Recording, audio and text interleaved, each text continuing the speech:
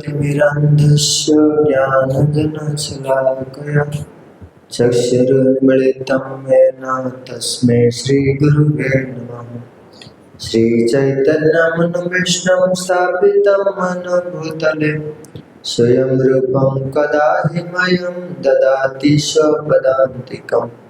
वन्देऽहं श्रीगुरु श्रीयुतपदकमलं श्रीगुरुन् वैष्णवाचं श्रीरूपं साग्रजातं सहगण रघुनाथान्वितं तं सजीवं साद्वैतं सावधूतं परिजनसहितं कृष्णचैतन्यदेवं श्रीराधाकृष्णपादान् सहगण ललिता श्रीविशाखानुष्ठानं। हे कृष्णा करुणा सिंधु दीनबंधु जगत्पते गोपेश गोपिका कांत राधा कांत नमस्ते। तप्त कांचन गौरांगी राधे वृंदावनेश्वरी वृषभानुसुते देवी प्रणमामि हरिप्रिये। वंशाकल्पतरुभ्यश्च कृपासिन्धुभ्येव च पतितानां पावनेभ्यो वैष्णवेभ्यो नमो नमः। जय श्री कृष्ण चैतन्य प्रभु नित्यानंद श्री अद्वैत गदाधर शिवासादि गौरभक्त वृंद। हरे कृष्णा कृष्णा कृष्णा हरे हरे हरे राम राम राम हरे हरे। श्रीमद् भागवत भगवद्गीता अध्याय 9 श्लोक नंबर 11।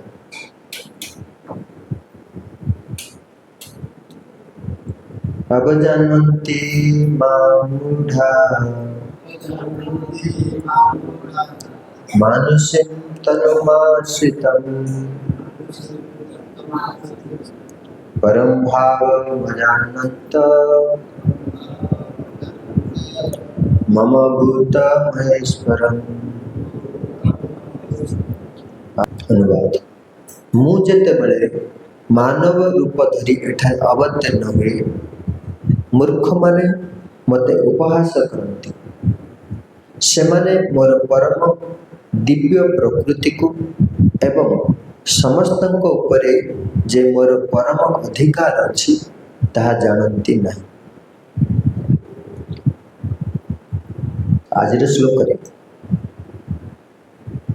କୁହାଯାଉଛି ଭଗବାନ ଯେତେବେଳେ ଏହି ମର୍ତ୍ତ୍ୟ ଲୋକକୁ ଆସନ୍ତି ବିଭିନ୍ନ ଲୀଳା କରିବା ପାଇଁ, ମୂର୍ଖ ଲୋକମାନେ କ'ଣ କରନ୍ତି କୁହନ୍ତି ନା ଉପହାସ କରନ୍ତି। ଭଗବାନ କାହିଁକି ଉପହାସ କରନ୍ତି ନା ଇଏ ଆମ ବୋଲି ଜଣେ ମନୁଷ୍ୟ ଶରୀର ନେଇକି ଆସନ୍ତି, ଇଏ କ'ଣ ଭଗବାନ? ଏଇଟା ହେଲା ଉପହାସ। ଏଠି କହୁଛନ୍ତି ମାଂ ମୂଢା ମାନସିଂ ଅବଜାନନ୍ତି। ମୁଁ ଯେତେବେଳେ ଏହି ଜଗତକୁ ଆସେ ମନୁଷ୍ୟ ଶରୀର ନେଇକି ବିଭିନ୍ନ ଲୀଳା କରିବାକୁ ମୂର୍ଖ ଲୋକମାନେ ମୋତେ ଉପହାସ କରନ୍ତି। ସାଧାରଣତଃ ଆମେ କାହାର ଉପହାସ କରିଥାଉ?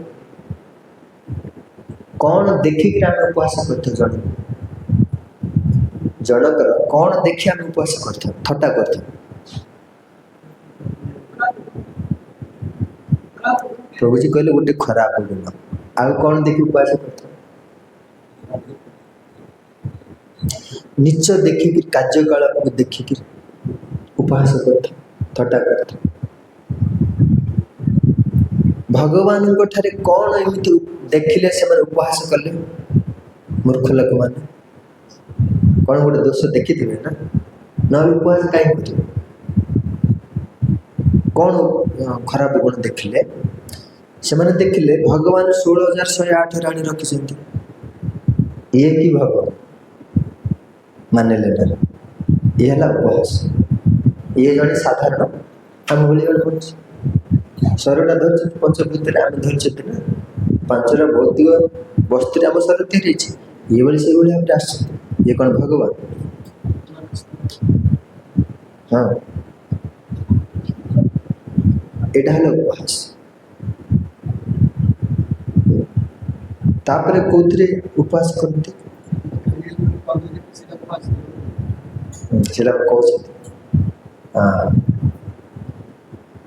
ये जड़े स्त्री लंपटटा गोपी मानकर वस्त्र चोरी कर ये कौन भगवान ये है उपवास नहीं आउ कौन कहते ये समस्त घर गाई चोरी कर ये कि भगवान जदि ये भगवान होते आमर भाया स्वर कहीं धरी अर्थात आम मरबू ये भी मरबू ये भगवान नहीं कर ये उपवास भगवान बोली मन ना ये कहते भगवान निजे कहते माँ बुढ़ा मूर्ख लोक मैंने मत उपहास कर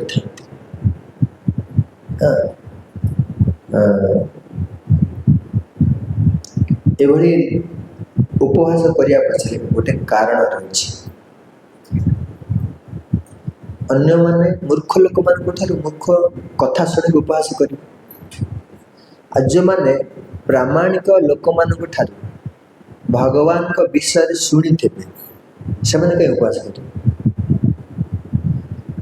भगवान भक्त भगवान विभिन्न गुणावली दिव्य गुणावली श्रवण करवा भगवान को आम उपवास किंतु जो माने प्रामाणिक लोक मान श्रवण कर भगवान दिव्य कार्यकलाप विषय से माने उपहास निश्चय तेणुक कह सावधान कौन सी वस्तु विषय भल भाव न जान आम दोष देदेवा ठीक नहीं यदि कह तुम गीता पढ़ मूर्ख जदि हो से कौन कर गीता जो साधारण लोक लिखी आम पढ़ले लाभटा कौन कह कि ना साधारण व्यक्ति जड़े लिखी गीताटा से लाभटा कौन पढ़ले किंतु जी गीता पाठ कर जनक ठार श्रवण कर भगवान का विषय तार कौन परिवर्तन होती तार से जिनसा से जानी तो प्रामाणिक व्यक्ति आम जब भगवान को विषय श्रवण करवा ताले भगवान को प्रति आम कौन आस भक्ति आस श्रद्धा आस किंतु जो मैंने शुणुना मूर्ख व्यक्ति पाठ शुणिकी शुणिले कौन हम भगवान श्रद्धा आस उपहास निश्चय कर ये कला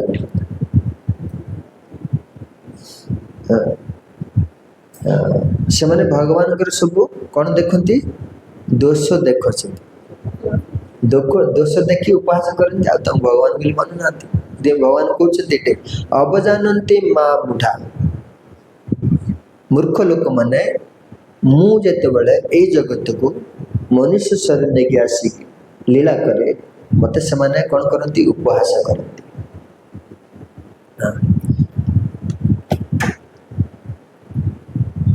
किंतु से माने जदि भक्त ठार श्रवण करेंगे ताहले से माने मत ठीक से जानी पारे आ उपहास करें ना जिते आसते महाप्रभु से केते कठोर वैरागी थी स्त्री मानकर कथा से शुणु नी स्त्री चाहू नी से भाव में वैरागी थी एते कठोर नियम पालन करते किंतु से कौन कहले शेष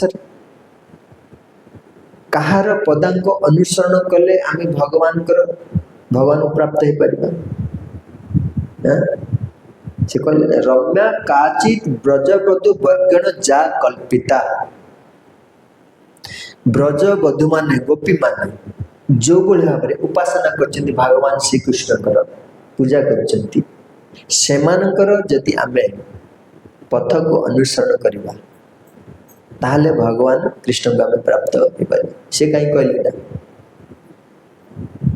जो कृष्ण एत हजार गोपी मान सहित रानी मान विवाह करते सेटा को लोक मैंने समालोचना कर महाप्रभु ये आसिक कहते गोपी मान पदांक अनुसरण कर ताहले कृष्ण प्राप्त हम यहाँ कहीं कहले कही ना था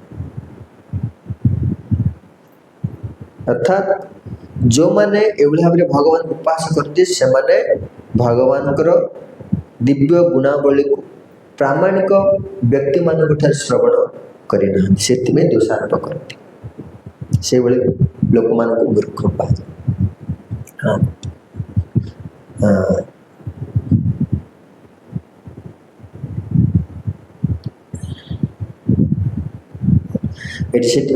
अवजानती माँ मूढ़ा मुझे मानव रूप धरी एठार अवतीर्ण हुए लोक मैंने मत उपहास करती। पुणी अवजानतीर आउ गोटे अर्थ हूँ अवज्ञा करती। अवज्ञा अवज्ञार अर्थ कौन? मानती ना कौन मानती ना ना मु जहाँ उपदेश देछि गीता भागवत भगवान कौन उपदेश देते? मनमना भव मद्भक्त मज्जाज माँ मनमस्कुर कहले कि नहीं मनमना भव मन रे मत सब चिंता कर उपदेश देते आम मान को मनमना भव मत भक्त मोर भक्त हो मोर पूजा कर कही ना एटा मूर्ख लोक मान कौन करती? ये आपको कौन चिंता कर ये सब जिन आप दोष अच्छी या कौन चिंता कर नहीं भावते एत हजार स्त्री लोक मान बोलूँ ये कौन भगवान आपको कौन चिंता कर ये भाव मूर्ख लोक मान भावती आर भक्त हवा आपको पूजा करे आम लाभटा कौन हम ये भाव कौन करती अवज्ञा करती मूर्ख लोक मान। तेणु ये अवजानतीर दीटा अर्थ गोटे उपहास गोटे अवज्ञा भगवान को मूर्ख लोक मान करते से भावती ये जो सामान्य व्यक्ति आम भले से अवज्ञा करते पुणी कहते बेले बेले अरे या भली अनेक अवतार आए या भली अनेक अवतार आसले ये पे आसती नुआ अवज्ञा कर दिखती खातिर करते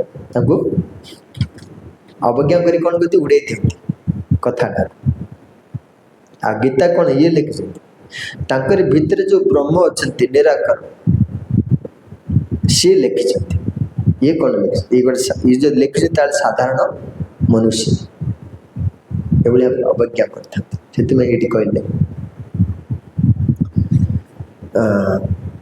प्रश्न करछन्ति कहीं अवज्ञा करती ना मानुष्यम तनुमाश्रितम मुझे मनुष्य शरीर नेकी आसे ए जगत को से मत अवज्ञा करते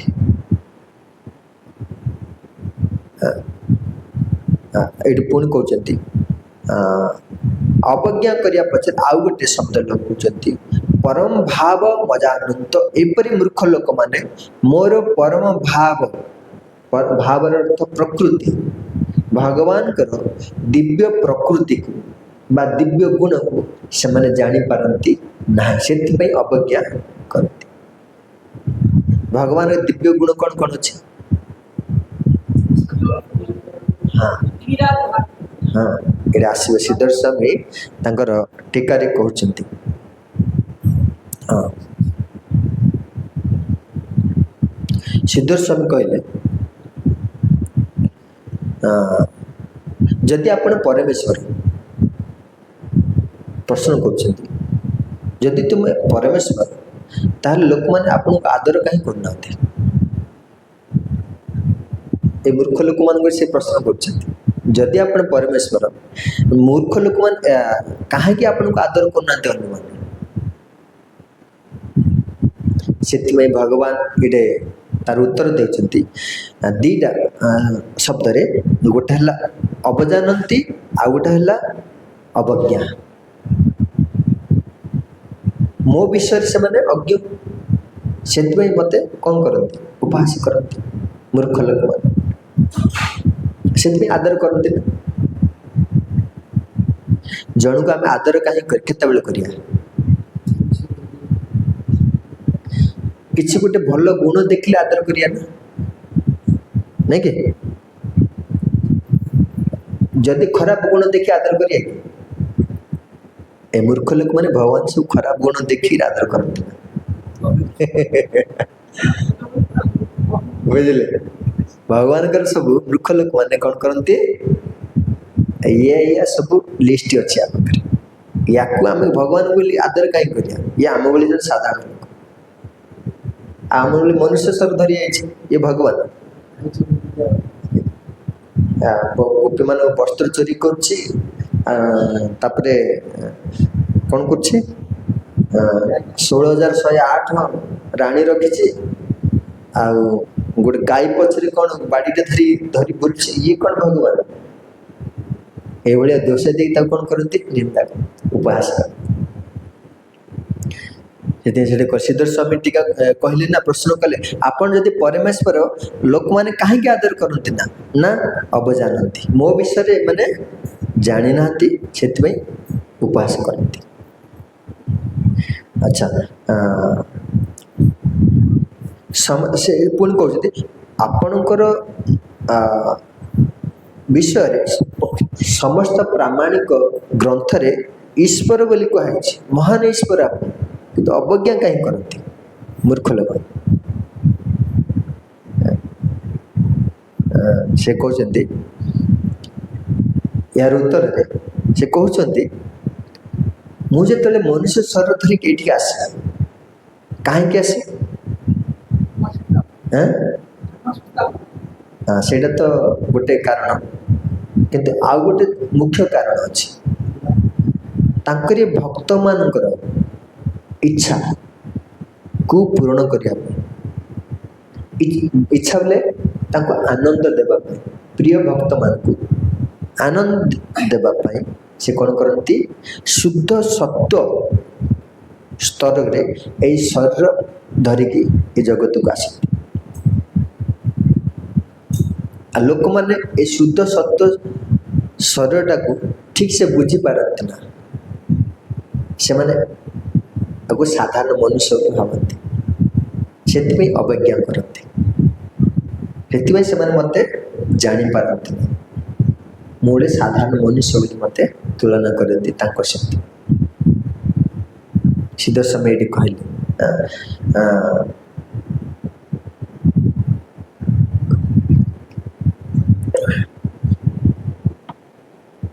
ପରମ ଭାବ ମଜାନନ୍ତ, ମୋର ପରମ ଭାବର ଅର୍ଥ ହେଉଛି ମୋର ଦିବ୍ୟ ପ୍ରକୃତିକୁ ସେମାନେ ଜାଣିପାରନ୍ତି ନାହିଁ।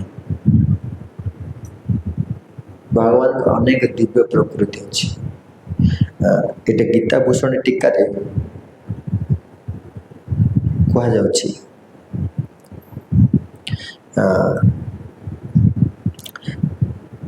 ପ୍ରଶ୍ନ କରୁଛନ୍ତି, ଭଗବାନଙ୍କ ପାଖରେ ଅନେକ ଶକ୍ତି ରହିଛି, ଦିବ୍ୟ ଗୁଣର ଅର୍ଥ ଗୋଟେ ଶକ୍ତି, ନାଇଁ କି? ଅନେକ ଶକ୍ତି ରହିଛି। ଯଦି ଭଗବାନଙ୍କ ପାଖରେ ଏତେ ସବୁ ଦିବ୍ୟ ଶକ୍ତି ରହିଛି, ଆମେ ଜାଣିଲା ପରେ ତାଙ୍କୁ କ'ଣ କରିବା? ଦିବ୍ୟ ଶକ୍ତି ଯାହା ପାଖରେ ଆମେ ଜାଣି ସାରିଲା ପରେ ସେ ବ୍ୟକ୍ତିର କ'ଣ କରିବା? ଆମେ ପୂଜା କରିବା ଦରକାର, ନାଇଁ କି? ଏଠି କହୁଛନ୍ତି, ଯଦି ଆପଣଙ୍କ ପାଖରେ ଦିବ୍ୟ ଶକ୍ତି ସବୁ ରହିଛି, ଆପଣଙ୍କର ପୂଜା କରିବା କଥା, କିନ୍ତୁ କାହିଁକି କରୁନାହାନ୍ତି? ପୂଜା କାହିଁକି କରୁନାହାନ୍ତି? ଏଠି କହୁଛନ୍ତି,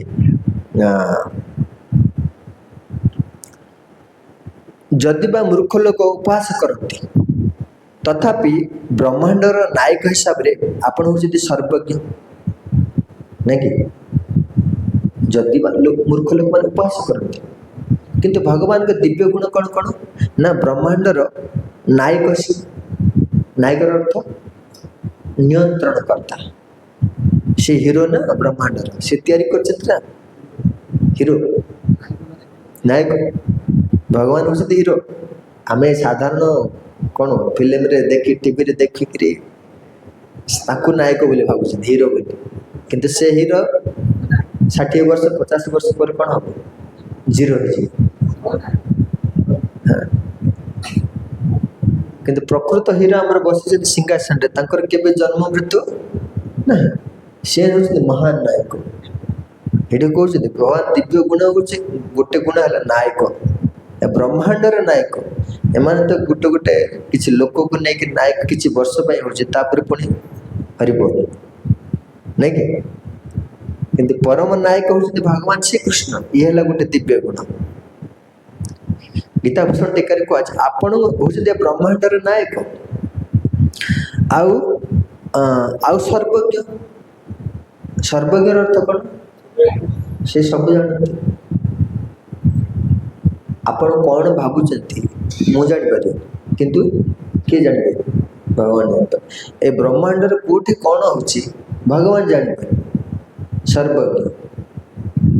ଇଏ ହେଲା ଦିବ୍ୟ ଗୁଣ ଭଗବାନଙ୍କର ଗୋଟେ। ଆଉ କ'ଣ କହିଲେ ନା ଆପଣ ହେଉଛନ୍ତି ପରମ କୃପାଳୁ। କୃପାଳୁର ଅର୍ଥ ଦୟା। ଆପଣ ସମସ୍ତ ଜୀବଙ୍କ ପ୍ରତି ଦୟା ପ୍ରଦର୍ଶନ କରନ୍ତି। ଆଉ ଆପଣ ହେଉଛନ୍ତି ସତ୍ୟ ସଂକଳ୍ପ। ସତ୍ୟ ସଂକଳ୍ପ, ଆପଣ ଯାହା ଇଚ୍ଛା ତାହା କରିପାରିବେ। ଆପଣ ଯାହା ଇଚ୍ଛା କରିଦେଲେ ସେଇଟା କିଏ କାଟିପାରିବନି। ସତ୍ୟ ସଂକଳ୍ପ। ଏତେ ସବୁ ଦିବ୍ୟ ଗୁଣ ଥିଲା ବି ଥାଇକି ମଧ୍ୟ ଏ ମୂର୍ଖ ଲୋକମାନେ ଆପଣଙ୍କୁ କାହିଁକି ଅବଜ୍ଞା କରନ୍ତି? ଅବଜ୍ଞା କାହିଁକି କରନ୍ତି? ଆଉ ପୂଜା କାହିଁକି କରନ୍ତି ନା?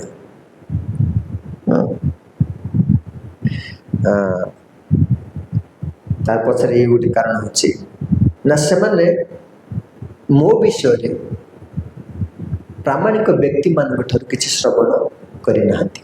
ଆଉ ଯାହା ବି ଶ୍ରବଣ କରିଛନ୍ତି ଅପ୍ରାମାଣିକ ବ୍ୟକ୍ତିମାନଙ୍କ ଠାରୁ ଶ୍ରବଣ କରିଛନ୍ତି। ଆଉ କିଛି ମନ ଧର୍ମ ପ୍ରୟୋଗ କରୁଛନ୍ତି, ମନକୁ ଯାହା ଆସିଲା ତାହା କହିଦେଉଛନ୍ତି। ସେଥିପାଇଁ ମୋତେ ସେମାନେ ଜାଣିପାରୁନାହାନ୍ତି। ସେମାନେ ସେଥିପାଇଁ ମୂର୍ଖ ବୋଲି ମୁଁ ଗାଳି ଦେଉଛି। ଅବଜାନନ୍ତି ମା ମୁଣ୍ଡା। ମୋର ଦିବ୍ୟ ପ୍ରକୃତି ବିଷୟରେ ସେମାନେ ଜାଣିପାରୁନାହାନ୍ତି।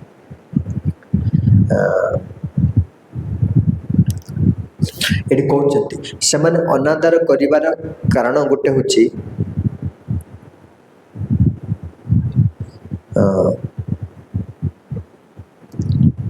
ମୁଁ ଯେତେବେଳେ କୌଣସି କାର୍ଯ୍ୟ କରେ ଏଇ ମନୁଷ୍ୟ ଶରୀରରେ, ସେମାନେ ଜଣେ ମହାନ ପୁରୁଷ ବୋଲି ଭାବନ୍ତି ମୋତେ। ମହାନ ଆତ୍ମା, ମହାନ ପୁରୁଷ। ଇଏ ଭଗବାନ ନୁହନ୍ତି, ଇଏ ଜଣେ ମହାନ ପୁରୁଷ। ଆଉ କିଛି ପୁଣ୍ୟ କାମ ବଳରେ ଏଭଳି ଭାବରେ ଗୋଟେ ଶରୀର ପାଇଛନ୍ତି, ଦିବ୍ୟ ଶରୀର। କିନ୍ତୁ ଆମ ଭଳି କିଛି ବର୍ଷ ପରେ ଇଏ ମଧ୍ୟ ମୃତ୍ୟୁବରଣ କରିବ। ସିଏ ବି ମରିବ, ଆମେ ବି ମରିବା, ସିଏ ବି ମରିବ। ଏଭଳି ଭାବରେ କ'ଣ କରନ୍ତି ମୂର୍ଖ ଲୋକମାନେ ଭାବିଥାନ୍ତି। କିନ୍ତୁ ଭକ୍ତମାନେ କ'ଣ କରନ୍ତି? ପ୍ରାମାଣିକ ପରମ୍ପରା, ପ୍ରାମାଣିକ ବ୍ୟକ୍ତିମାନଙ୍କ ଠାରୁ ଶ୍ରବଣ କରି ଭଗବାନଙ୍କୁ କ'ଣ କରନ୍ତି? ଉଚ୍ଚ ସ୍ୱରରେ ଭଗବାନର ଗୁଣ କୀର୍ତ୍ତନ କରିଥାନ୍ତି। ହରେ କୃଷ୍ଣ କୃଷ୍ଣ କୃଷ୍ଣ ହରେ ହରେ, ହରେ ରାମ ରାମ ରାମ ହରେ ହରେ। ଭଗବାନଙ୍କର ଦିବ୍ୟ ନାମରେ ଏତେ ପ୍ରଭାବ ରହିଛି। ବ୍ୟକ୍ତି କେତେ ଖରାପ ଅଭ୍ୟାସ ଥାଉ ବ୍ୟକ୍ତିଙ୍କ ନିକଟରେ, ତା ହୃଦୟରେ ଅନର୍ଥ କ'ଣ ହେଉଛି? ସଫା ହେଉଛି।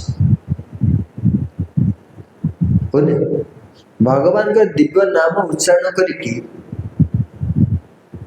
ଆମର ଏତେ ପରିବର୍ତ୍ତନ ହେଉଛି। ଆଉ ଭଗବାନ ଦିବ୍ୟ ନାମରେ ଏତେ ମହିମା ଅଛି, ନାମରେ ଏତେ ମହିମା ଅଛି। ଭଗବାନଙ୍କ ଠାରେ କେତେ ନ ଅଛି? ନାମର ପ୍ରଭାବ ଏତେ ଶକ୍ତି ରହିଛି। ଭଗବାନଙ୍କ ନାମର ପ୍ରଭାବରେ ଏଭଳି ଭାବରେ ଆମର ପରିବର୍ତ୍ତନ ହେଉଛି। ଆଉ ଭଗବାନ କୋଉ ଭାବରେ ହେଇନଥିବେ ଚିନ୍ତା କରନ୍ତି।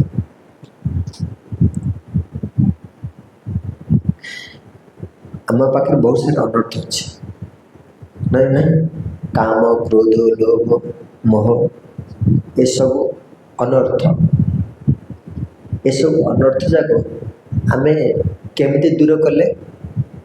ଏ ଅନର୍ଥ କେମିତି ନଷ୍ଟ ହେଲା? ଭଗବାନଙ୍କର ନାମ ଉଚ୍ଚାରଣ କରିକି ଆମର ଅନର୍ଥ ଦୂର ଅଛି।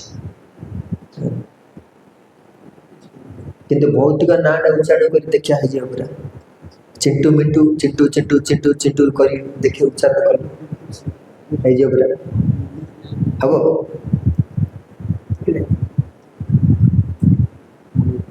ଭଗବାନଙ୍କ ନାମ ଉଚ୍ଚାରଣ କରି ଦେଖନ୍ତୁ ଆମର କେତେ ପରିବର୍ତ୍ତନ ହେଇଛି। ଏ କହିବାର ତାତ୍ପର୍ଯ୍ୟ ହେଉଛି ଯେଉଁମାନେ ପ୍ରାମାଣିକ ଶତ୍ରୁରୁ ଶୁଣି ନାହାନ୍ତି, ଅନ୍ୟ ଲୋକମାନଙ୍କ ମୁଖରୁ ଶୁଣିଛନ୍ତି, ସେମାନେ ଏଭଳି ଭାବରେ ଭଗବାନଙ୍କୁ ଉପହାସ କରନ୍ତି। କିନ୍ତୁ ଭକ୍ତ ପ୍ରାମାଣିକ ବ୍ୟକ୍ତିଙ୍କ ଠାରୁ ଶ୍ରବଣ କରି ଯେତେବେଳେ ନାମର ଆଶ୍ରୟ ନେଇ ନାମ ଉଚ୍ଚାରଣ କରେ, ତାର ହୃଦୟରେ ଥିବା ବିଭିନ୍ନ ପ୍ରକାର ଅନର୍ଥ କ'ଣ ହୁଏ? ନଷ୍ଟ ହେଇଯାଏ। ଆଉ ସବୁ ଦିବ୍ୟ ଗୁଣାବଳୀ କ'ଣ କରେ? ପ୍ରବେଶ କରେ। ସେ ଭୌତିକ ଜଗତରୁ କ'ଣ ଧୀରେ ଧୀରେ ମୁକ୍ତ ହେଇଯାଏ।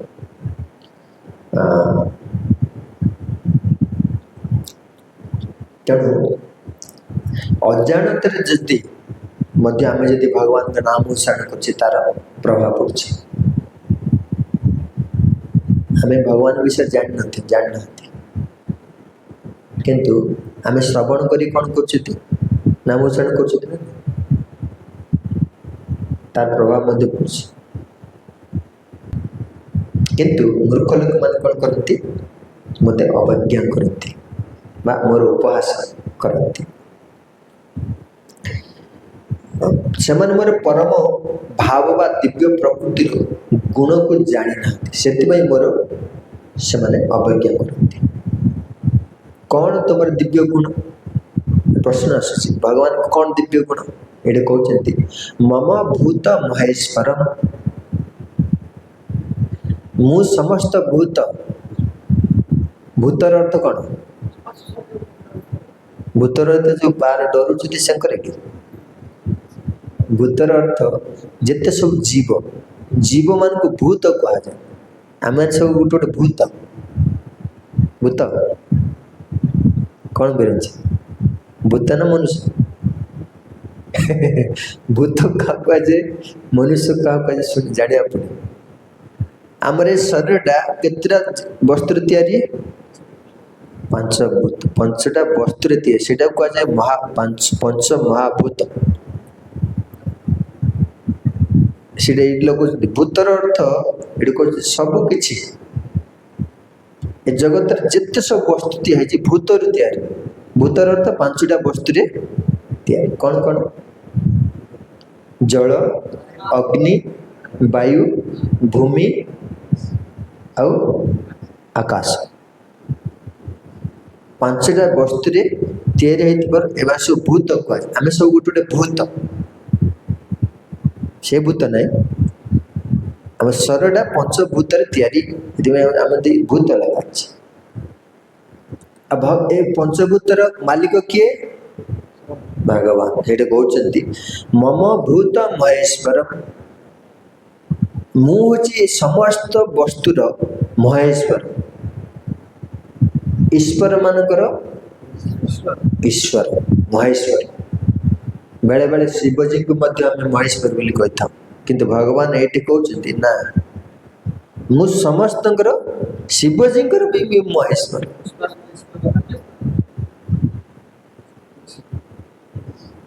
ଏଠି ସେଠି କରୁଛନ୍ତି ମୋର ପରମ ଦିବ୍ୟ ପ୍ରକୃତିକୁ ସେମାନେ ନ ଜାଣି, ମୁଁ ଯେ ସମସ୍ତ ଭୂତଙ୍କର ମହେଶ୍ୱର ଏଇଟା ନ ଜାଣି ମୂର୍ଖ ଲୋକମାନେ କ'ଣ କରନ୍ତି? ମୋର ଉପହାସ କରନ୍ତି ବା ମୋତେ ଉପହାସ କରନ୍ତି। କେଉଁ କାରଣରୁ? ନା ମୁଁ ମନୁଷ୍ୟ ରୂପ ଧାରଣ କରିଥିବା ଯୋଗୁଁ। कृष्ण हरे कृष्ण कृष्ण कृष्ण हरे हरे